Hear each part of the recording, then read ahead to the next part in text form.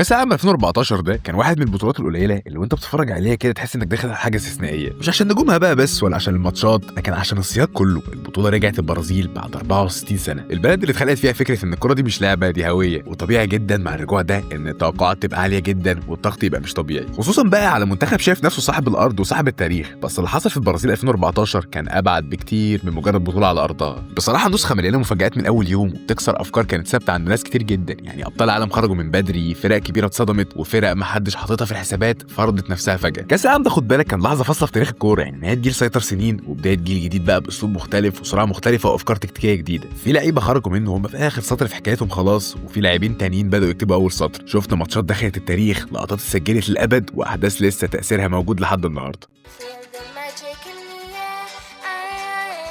بص بقى، احنا هنا بنتكلم عن مجموعه البرازيل اصحاب الارض، بس قبل ما نتكلم عن اي ماتشات لازم نبص على المنتخب نفسه. الجيل ده من البرازيل بصراحه واحد من اضعف الاجيال اللي داخل كاس العالم باسم البرازيل. اصحاب الارض تيشيرت تقيل، بس الاسماء لوحدها مش كفايه خالص. قبل البطوله جماهير البرازيل كانت بتقول احنا البرازيل مهما كانت التشكيله لازم ننافس. بس لما تيجي بقى تحلل بواقعيه هتسال نفسك، هو المنتخب ده فعلا جاهز يشيل ضغط كاس عالم على ارضه؟ تعال نبدا من ورا. يعني حارس المرمى خوريو سيزر كبير في السن وعنده مشاكل مع الاتحاد البرازيلي. في الدفاع اسماء مرعبه هجوميا لكن دفاعيا كارثه. ديفيد لويز، مارسيلو وداني ألفيش كلهم بيحبوا الهجوم وكلهم بيسيبوا مساحات مرعبه وراه، خصوصا مارسيلو. الميزه الوحيده بقى كانت في الخط ده كله كان تياجو سيلفا، قائد هادي ثابت وبيحاول يلم اللي حواليه. تيجي برضه لنص الملعب وهنا المشكله الكبيره اصلا. لويس جوستافو باولينيو ممكن يقدموا مستويات كويسه ساعتها بس ده ما ينفعش يكون نص ملعب منتخب البرازيل في كاس العالم. اسماء اللي ليها ماضي كبير ولا مستقبل واضح. طب بقى لو هنخش على الهجوم، الخط اللي طول عمره علامه البرازيل المميزه، بس المره دي بقى مفيش تنوع اللي اتعودنا عليه. مفيش اللاعب اللي يطلع في اي لحظه يقلب الماتش، غير واحد بس وهو نيمار. هو اللي كان بيعمل كل حاجه وهو اللي شايل الفريق كله على كتافه. غيره بقى هالك، اوسكار، فريد، اسماء متواضعه جدا لما تقارنها بتاريخ هجوم البرازيل. بس الحاجه اللي كانت مديه الجماهير امل حقيقي هو سكولاري، الراجل اللي في اي كاس عالم البرازيل كسبته كان موجود فيه بشكل او باخر. مدرب بقى، لاعب، اداري، عشان كده التفاؤل كان كبير جدا. نخش بقى على المعمعه بتاعه الماتشات. اول ماتش ضد كرواتيا النتيجه تقول لك فوز 3-1، بس اللي شاف الماتش هيقول لك اداء ممل بطيء ومش دي البرازيل اللي الناس مستنياها. الجماهير حاولت تطمن نفسها بقى اللي هو 3 اهداف 3 نقط ودي لسه البدايه، بس الصدمه جت في الماتش اللي بعده. البرازيل بقى والمكسيك منتخب على ورق متواضع جدا، ما فيهوش نجوم حقيقيه غير حارس واحد بس هو اوتشو، الحارس اللي كل كاس عالم متعودنا اللي احنا نشوفه لازم يظهر، لازم يتالق، ولازم الناس تعمل عليه ميمز. وفعلا برضه في الماتش ده انقذ فرص خطيره جدا وطلع نجم الماتش. اما البرازيل سيطره من غير معنى، استحواذ بلا خطوره، وماتش يخلص 0-0.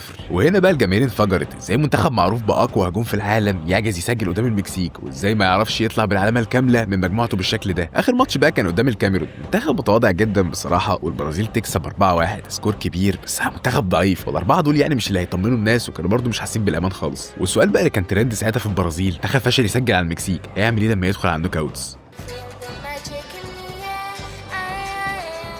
احنا دلوقتي بقى داخلين على مجموعه الموت في كاس العالم 2014، مجموعه قبل البطوله اغلب الناس كانت شايفاها عاديه نسبيا، والسيناريو المتوقع كان واضح، اللي هو اسبانيا بطله العالم اكيد هتتصدر، هولندا بنسبه كبيره الوصيف، وتشيلي بقى واستراليا بيتخانقوا على الثالث والرابع. بس اول ما البطوله بدات الانطباع ده اتغير تماما، المجموعه دي اتحولت واحده من اقوى وامتع المجموعات في تاريخ كاس العالم. بس قبل ما ندخل بقى على المفاجآت والنتائج، خلينا نمسك كل منتخب لوحده داخل البطوله بايه ومتوقع منه ايه. نبدا ببطل العالم ساعتها منتخب اسبانيا. لو بصيت على الاسماء هتحس انك راجع 2010، حوالي 90% كده من السكواد هو كاسياس، بيكي، راموس، بوسكيتس، تشافي، انيستا، تشابي الونسو، نفس الجيل ونفس الهويه. بس المشكله ان عامل السن بدا يبان على اكتر من لاعب، وفوق ده كله افتقدوا عنصر مهم جدا هو ديفيد فيا اللي كان مصاب. بس على الورق ديو كوستا كان المفروض يعوض الغياب، لانه كان جاي من موسم استثنائي مع اتلتيكو مدريد وهداف الدوري الاسباني كمان. بس في نفس الوقت كان في مشاكل حوالين كاسياس في ريال مدريد وضغط جماهيري اعلى بكتير من 2010. بشكل عام اسبانيا كانت داخله بقوه قريبه من نسخه 2010 بس مع علامات استفهام اكتر وضغط قوي جدا. نخش بقى على منتخب هولندا، الجماهير كانت مستنيه منه كتير جدا في النسخه دي، وده لسببين. اول حاجه ان ده اول جيل بعد جيل فان باستن بقى وخولت ورايكارد يوصل نهائي كاس العالم ويرجع الروح للمنتخب. تاني حاجه ان التوليفه نفسها كانت مميزه، يعني خليط واضح من خبرات تقيله وشباب صاعد. بص احنا هنبدا بالخبره، فانت عندك روبن جاي من موسم تاريخي مع بايرن ميونخ، سداسيه ودوري ابطال اوروبا 2013، وضغط اضافي طبعا بقى بسبب ان في ناس كتير جدا كانت شايفاه سبب خساره نهائي 2010 قدام اسبانيا بعد الانفراد اللي ضيعه قدام كاسياس. الجماهير كانت مستنيه رد فعل، وفان بيرسي وقتها لسه مكسر الدنيا مع مانشستر يونايتد ونجم المنتخب الاول هجوميا. شنايدر بقى صحيح البرايم بتاعه خلص تقريبا وبيلعب في جارة السراي بدوري اقل ضغط، بس دوره مع المنتخب كان لسه مهم جدا. اما الشباب بقى فانت عندك بليند، ديباي، ديفراي، سيلسن، اغلبهم بيلعب في انديه متوسطه بس كانوا اساسيين في فرقهم. وفوق كل ده بقى كان في دماغ عبقريه على الخط وهو لويس فان خال، مسك المنتخب في 2012، قدم تصفيات قويه جدا وتصدر مجموعته بكل سهوله، وطبعا بتكتيكات 7 عصرها اعمال 5-3-2، عشان كده التفاؤل اللي في هولندا كان عالي جدا. ثالث منتخب بقى كان في المجموعه دي هو تشيلي، اكتر منتخب اندريتد في المجموعه دي. على الورق ما فيش غير كام اسم، يعني اليكسيس سانشيز، فيدال، فارجس، بس في الملعب منتخب بيلعب بروح واحده، هو عارف امكانياته وعارف انه ما عندوش حاجه يخسرها. اما استراليا بقى منتخب على قده وخارج الحسابات اصلا من البدايه. نخش بقى على الماتشات واللي كانت من امتع ما شفناه في دور المجموعات. اول ماتش هولندا واسبانيا، فخال بقى ينزل بتكتيك 5-3-2 قدام الكل وتنظيم دفاع حلو قوي ولعب على التحولات بعبقريه. اسبانيا نزل بنفس التيكي تاكا المحفوظه والتوازن فضل موجود لحد الدقيقه 27،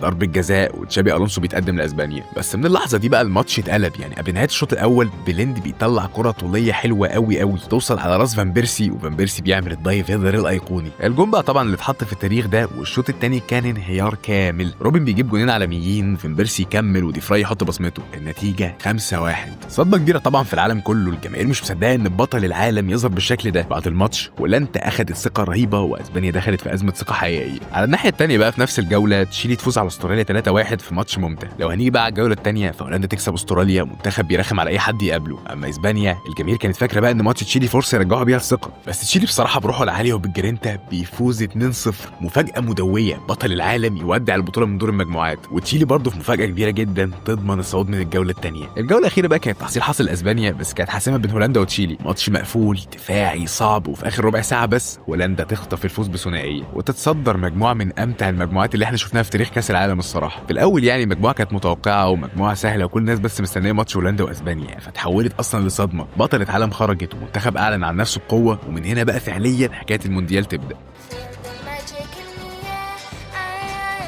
ندخل بقى دلوقتي على المجموعه الثالثه وهي منتخب كولومبيا، اليونان، كوت ديفوار، اليابان. المجموعه دي قبل البطوله كانت باينه انها متوازنه، مفيش بطل عالم، مفيش منتخب داخل هو مرشح يوصل بعيد قوي، بس في نفس الوقت مفيش منتخب ضعيف قوي لدرجه تقول عليه خارج الحسابات خالص. لكن من اول جوله بقى بان ان في منتخب مختلف، منتخب داخل المونديال بطاقه غير عاديه، هو منتخب كولومبيا. بصوا خلينا نكون صراحه، يعني قبل كاس العالم 2014 كولومبيا ما كانتش من المنتخبات الناس بتراهن عليها اصلا. تاريخ كروي محترم، مواهب طالعه، بس دايما كان في حاجه ناقصه. وفوق كل ده اصلا كمان الصدمه جت قبل البطوله بشهور، لان فالكاو اتصاب اللي هو اصلا نجم الفريق الاول والقائد والهداف. ناس كتير شافت بقى ان كولومبيا هيبقى منتخب متواضع جدا في البطوله، بس اللي حصل طبعا كان العكس تماما. المنتخب ده دخل البطوله وهو مش خايف، مدرب هادي بيكرمان مش بيعتمد على اسم واحد، بيعتمد على منظومه. واهم اسم طبعا طلع فجاه للنور وهو خميس رودريجيز، وقتها كان لاعب كويس موهوب بس مش سوبر ستار عالمي. في كولومبيا بقى كل حاجه حرفيا، بقى نص ملعب هجومي، راجل بيربط الخطوط، بيسجل، بيأسست وبيتحرك بثقه. جنب خميس رودريجيز بقى كان في كوادرادو طبعا سرعه، مهاره وجرأه، وجاكسون مارتينيز قوه بدنيه وتحركات ذكيه. يعني انت لو هتقولوا خلاص بتاعت اللعيبه فهو عندهم خط وسط متماسك ودفاع منظم بشكل مفاجئ جدا. اصلا الاجواء حوالين المنتخب بقى مجنونه الصراحه، يعني الجماهير الكولومبيه كانت من اكتر جماهير المونديال حماس، اصلا الوان، رقص، غنى، وطاقه ايجابيه واضحه جدا. وكان واضح جدا برضو انك تحس ان الفريق بيلعب عشان الناس دي مش بس عشان النتيجه. طب الجمهور مستني ايه؟ ولا حاجه، وده سر القوه، مفيش ضغط، مفيش لازم نكسب، بس في احساس ان في حاجه حلوه ممكن تحصل. نروح بقى اليونان، بصراحه مش هتكلم عليها كتير، يعني منتخب معروف مش ممتع بس عنيد. بعد يورو 2004 الناس حفظت خلاص السيناريو، دفاع، التزام، استغلال اخطاء. كوت ديفوار بقى كانت داخله البطوله وهي حاسه ان الوقت بيجري منها اصلا، لان كان اخر مونديال لناس زي ديديه دروجبا، يايا توريه، جيرفينيو، جيل ذهبي بس في اخره، ودايما كمان بيقف في التفاصيل. المشكله اللي هو ما عندهمش ثبات وتوتر في اللحظات الكبيره، بس المجموعه دي كانت فرصه ليهم حقيقيه جدا. اما اليابان بقى منتخب محترم منظم بيعرف يلعب كوره، يعني عندك كاجاوا، هوندا، اسماء معروفه، بس المشكله كانت دايما واحده، لعب حلو من غير تاثير حقيقي. نخش بقى في الماتشات، والجوله الاولى كان كولومبيا واليونان. من اول ماتش كولومبيا قالت احنا مش جايين نجرب، فوز 3-0، سيطره، ثقه، واداء هجومي منظم. خميس رودريجيز بقى بدا يسجل والفريق كده باين عليه راحه نفسيه غريبه. في نفس الجوله كان عندك كوت ديفوار واليابان، اليابان تتقدم بس كوت ديفوار تقلب الماتش، دروجبا ينزل والتاثير يظهر فورا، فوز مهم وثقه الصراحه. الجوله الثانيه بقى كولومبيا وكوت ديفوار، ده كان اول اختبار حقيقي،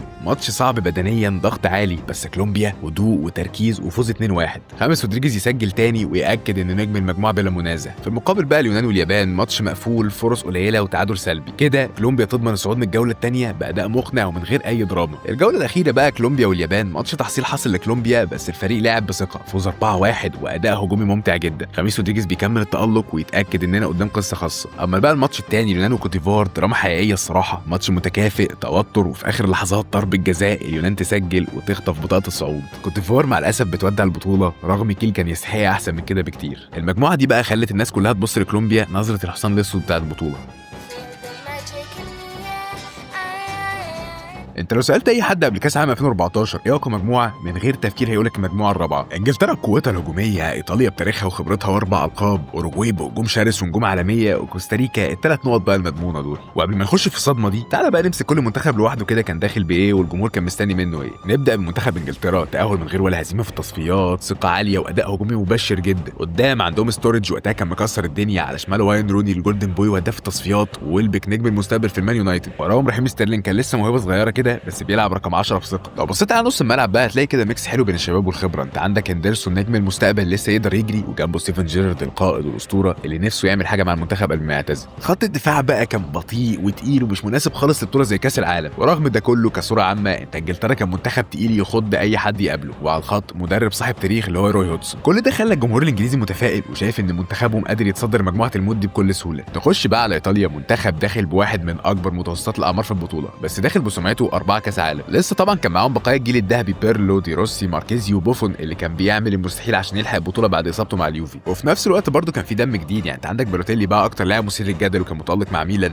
فيراتي قائد نص الملعب الجديد المفروض اللي يستلم الرايه بعد الجيل ده، ولعيبه بقى ثابته مع انديتها، يعني كليني، بونوتشي، بارزالي، دارميان، ايموبيلي، كاسانو، تياجو موتا. وعلى الخط برانديلي المدرب اللي استلم بعد فضيحه 2010 ووصل بايطاليا نهائي يورو 2012. التركيبه دي خلت جماهير ايطاليا واثقه جدا، ناس كتير كانت شايفه ان ايطاليا هتتاهل بسهوله وممكن برضه تتصدر كمان. ثالث منتخب هو اوروجواي، وصلوا اصلا كاس العالم بصعوبه، بس محدش نسي هم عملوا ايه في 2010. الهجوم مولع طبعا، كافاني مولع الدنيا مع باريس، لويس سواريز وقتها الناس كلها كانت متاكده انه هيبقى واحد من اعظم المهاجمين في تاريخ الكوره، وديجو فورلان كان موجود للتكريم اكتر يعني بعد بطوله عظيمه في 2010، بس واقعيا كان خلص. باقي الفريق بقى مفيش نجوم كبار، بس لعيبه اساسيين مع فرقهم، يعني كاسيراس، موسليرا. التوقع بقى منافسه قويه على المركز الثاني وممكن يخطفوا بطاقه التاهل من الاثنين الكبار. اخر منتخب في المجموعه كوستاريكا، منتخب متواضع اتاهل اصلا بصعوبه، ما عندوش غير روح قتاليه وكيلور نافاس وجويل كامبل، غير كده بصراحه ولا حاجه، يعني كل الناس كانت شايفه انهم لقمه سهله، ماتش سهل و3 بونت مضمونه. انجلترا وايطاليا قمه حقيقيه بتتلعب في اوائل ماتشات كاس العالم. الماتش بدا سريع ومفتوح من الطرفين، انجلترا داخله بشجاعه، ضغط عالي وسرعه واضحه في التحولات، بس ايطاليا من اول دقيقه باين عليها انها مش مستعجله خالص. في الدقيقه 35 اول ضربه حقيقيه في الماتش، كورنر، بيرلو واقف بهدوء اسطوري يرفع كره متقنه على حدود المنطقه، ماركيزيو يقابلها بتسديده قويه على طاير وجون، وايطاليا تتقدم. بس اللي حصل بعدها كان رد فعل سريع جدا من انجلترا، بعد دقيقتين بس هجمه منظمه، تمريره بيانيه، ودانيال ستورج يجيب تاب ان، الماتش يرجع نقطه الصفر والايقاع يعلى. بس هنا بقى يظهر الفرق الحقيقي، انجلترا بتلعب بحماس باندفاع بس من غير تحكم كامل، ايطاليا هاديه، بيرلو ماسك نص الملعب لوحده وبيوزع اللعب ويكسر الريتم وقت ما يحب. بعد بدايه الشوط الثاني هجمه منظمه، عرضيه متقنه، ماريو بالوتيلي يرتقي وسط دفاع الانجليزي ببطء وهدف ثاني. ايطاليا تتقدم 2-1، بعدها انجلترا حاولت ترجع، ضغطت، هجمت، بس من غير اي فرص حقيقيه. الماتش ده كان انذار مبكر، اللي هو انجلترا لعبت كويس بس لعبت من غير نضج، وايطاليا كسبت لانها عارفه امتى تهدي وامتى تهاجم. تدخل بقى على ماتش زي كوستاريكا واوروجواي، كل الناس كانت مستنيه سيناريو واحد، اوروجواي تكسب وتعدي، واوروجواي تتقدم فعلا، المنطق شغال، لكن فجاه كوستاريكا تقلب الترابيزه، تنظيم دفاعي محكم، تحولات سريعه جدا وشجاعه غير متوقعه، 3 اجوان وفوز 3-1 وصدمه عالميه. الناس ساعتها قالت اكيد اوروجواي وحشه، اكيد دي صدفه، بس محدش كان متخيل ان دي مجرد البدايه. تشوف بقى ماتش زي بتاع انجلترا واوروجواي، ده كان ماتش الفرصه الاخيره لانجلترا، لازم فوز، اي نتيجه غير كده بنسبه كبيره يخرجوا. انجلترا تقريبا ده كان احسن ماتش ليها في البطوله، سيطره، فرص، جرأه هجوميه، بس سواريز راجل واحد وكان شايل اوروجواي في الماتش ده، جون اول انجلترا ترجع وجون تاني قاتل وفوز اوروجواي 2-1. هنا بقى القصه مش بس خساره، انجلترا خرجت، بس خرجت وهي بتاكد السؤال اللي بقاله سنين، ليه منتخب مليان لعيبه كبار دايما بيخرج بدري؟ لان الكره مش اسماء، والروح مهمه جدا، ولان الدفاع البطيء في كاس العالم بيساوي انتحار. تخش بقى على الماتش دلوقتي اللي المفروض هيكشف حقيقه المجموعه دي، ان ايطاليا هتكسب وكوستاريكا هترجع لمكانها الطبيعي، لكن اللي حصل ان كوستاريكا لعبت بثقه منتخب كبير، مفيش رهبه، مفيش تراجع، ضغط وتنظيم وتركيز. جابوا جون وبعد كده ركنوا الاتوبيس، كيلور نافاس يتحول لوحش، ايطاليا تايهه بطيئه ومش عارفه تخلق فرص حقيقيه، وفعلا كوستاريكا تفوز 1-0. في اللحظه دي كوستاريكا ضمنت التاهل من الجوله الثانيه، وايطاليا بقى تدخل في حسبه بيرما. الجوله الاخيره بقى دي كان فيها ماتش مرعب، ايطاليا والاوروجواي، ماتش حياه وموت، توتر في كل كوره، خشونه، احتكاكات واخطاء كتير جدا. طرد ماركيزيو بقى زود الطين بله، ايطاليا ب10 لعيبه واوروجواي بتضغط، وسواريز يكمل تالق ويجيب جون واوروجواي تفوز. ايطاليا تخرج مش بس من البطوله لكن من دور المجموعات تاني مره ورا بعض. انجلترا وكوستاريكا بقى، كوستاريكا ما رضتش تقسو على انجلترا، وماتش من غير معنى وخلص تعادل.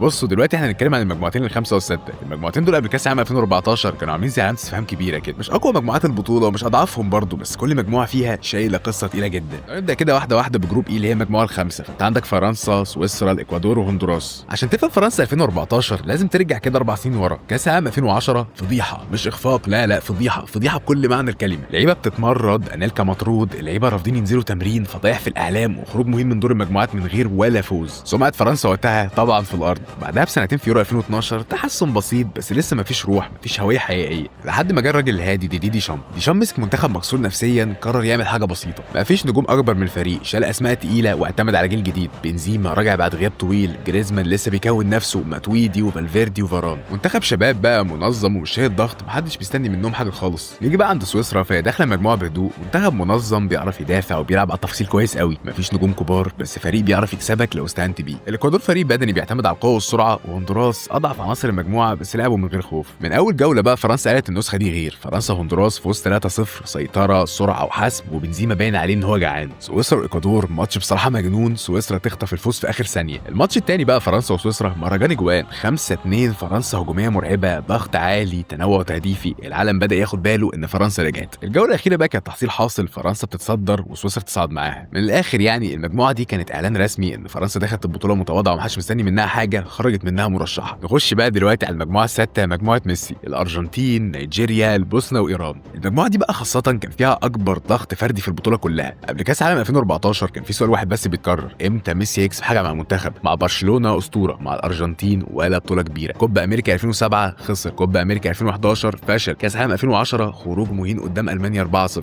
والاتهام دايما جاهز، ميسي مش قائد، ميسي بيختفي مع المنتخب. 2014 كانت فرصه حقيقيه وهو في قمه مستواه. المنتخب بقى نفسه مش مثالي، دفاع مهزوز، نص ملعب هادي، وهجوم بيعتمد على ميسي وبس. دي ماريا موجود، اجويرو، هيجوايين، اسماء كبيره بس الاداء متذبذب. لو هنتكلم عن نيجيريا فهي منتخب قوي بدنيا، سريع، بس دايما بيعاني من سوء تنظيم، يقدر يكسب ويقدر يضيع الماتش برضه من نفسه. البوسنه بقى اول مشاركه في تاريخهم، جيكو، بيانيتش، منتخب محترم بس خبره صفر. ايران بقى منتخب كارلوس كيروش، دفاع، انضباط، وقفل مساحات، واللعب على التعادل بالنسبه لهم شرف. لو هندخل على الماتشات بقى في الارجنتين والبوسنه، اداء مش مقنع للارجنتين، بس ميسي هدف عالمي وفوز 2-1. ميسي كده يدي رساله ان لو فريق مش شغال فانا موجود. وايران ونيجيريا يعني على الناحيه الثانيه تعادل سلبي ممل كده. الجوله الثانيه بقى الارجنتين وايران، واحد من اصعب ماتشات الارجنتين في البطوله. ايران مقفله جامد والارجنتين ضايقه، الدقيقه 91 من غيره ميسي وهدف وفوز. الماتش الثالث بقى تحصيل حاصل، الارجنتين ونيجيريا، ماتش مفتوح وميسي بيسجل جونين والارجنتين تكسب وتتصدر. الارجنتين صعدت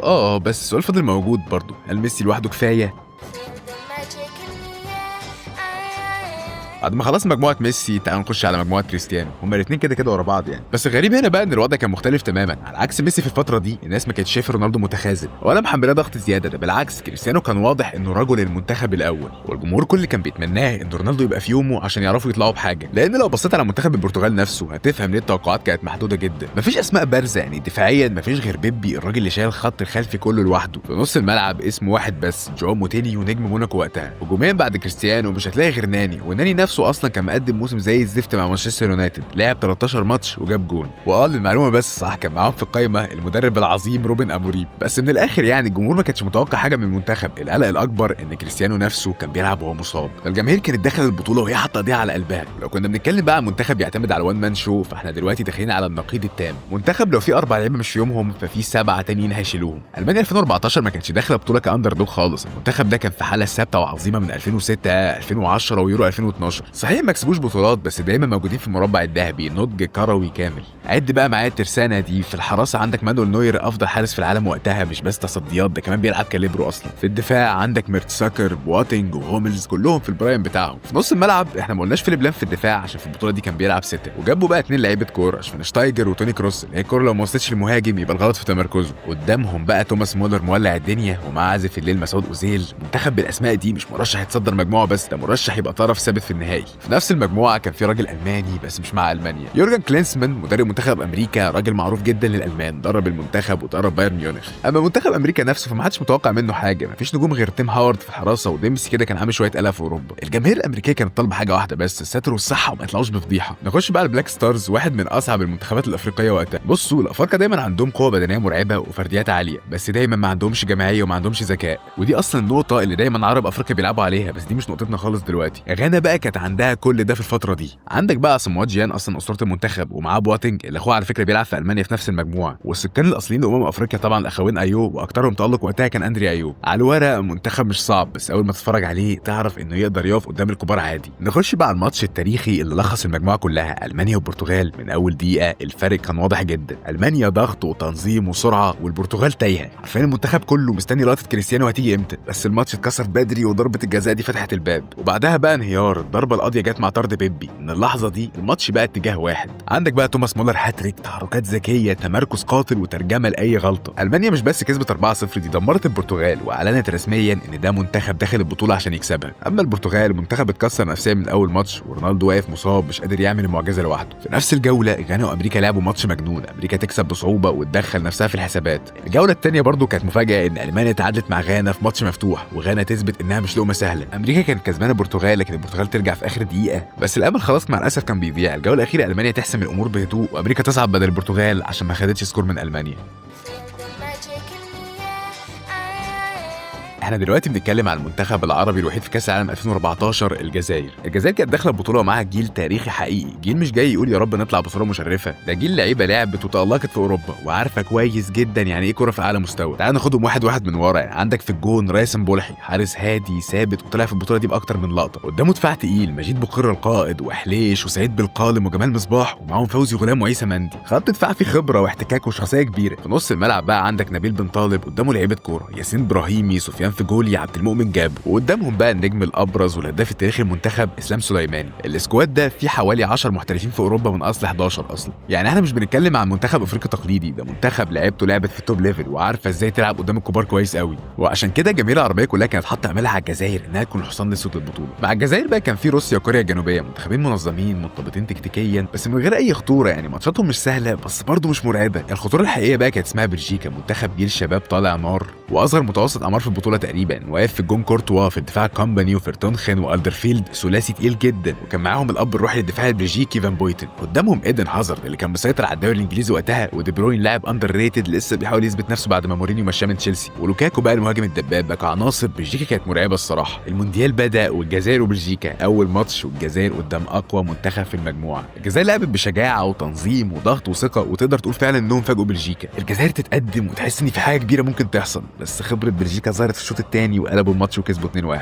هي خساره بس خساره خلت الناس تقول ان الجزائر دي مش سهله. روسيا وكوريا ماتش منظم ينتهي 1-1، الفرقتين مش عارفين يكسبوا اصلا. نخش على الجوله الثانيه، وهنا حصل اللي خلى البطوله كلها تبص على الجزائر. الجزائر كوريا الجنوبيه، واحد من امتع الماتشات نقدر نقول في البطوله كلها. الجزائر لعبت بحريه بسرعه وبثقه مش طبيعيه، جون ورا جون وضغط وشراسه هجوميه. النتيجه 4-2 للجزائر، اكبر فوز عربي في تاريخ كاس العالم. ماتش دخل التاريخ وخلى الجزائر تحط رجل في الدور اللي بعده. في نفس الجوله بلجيكا تكسب روسيا 1-0 وتضمن الصعود. اخر جوله الحسابات واضحه، الجزائر وروسيا ماتش حياه وموت. روسيا تضغط والجزائر متماسكه، روسيا تتقدم بس الجزائر ما وعدش. ركنيه واسلام سليماني يرتقي ويضربها براسه ويجيب جون تاريخي 1-1. النتيجه دي بقى كانت كفايه تخلي الجزائر تصعد لدور ال 16 لاول مره في تاريخها. بلجيكا تكسب كوريا وتتصدر المجموعه، بس الجزائر في المركز الثاني. لو احنا نقول ملخص للمجموعه مثلا، فتقدر تقول ان المجموعه دي كانت محسوبه على بلجيكا، بس اللي سرق الاضواء كان الجزائر. جيل لاعب وقاتل وكتب اسمه في التاريخ. كده نكون خلصنا اول جزء في مونديال البرازيل. مش نتائج ولا اسماء ولا حتى مفاجآت، دي كانت بس الصوره العامه قبل ما البطوله تكشر. شفنا اول ماتش كبير، اول هدف في وقت غلط، اول قرار تحكيمي، وكل الحسابات بتقع. اللي شفناه كان مين داخل ازاي، اللي جاي هو مين هيكمل ازاي. الفيديو الجاي يوم الاثنين ان شاء الله هنخش على النوك اوتس، مفيش وقت للتجربه ولا مكان للسمعه. في الاخر دي كانت بدايه رحله كاس العالم 2014. فلو عجبك الفيديو متنساش تعمل لايك، سبسكرايب، الحاجات الحلوه دي، ويلا سلام.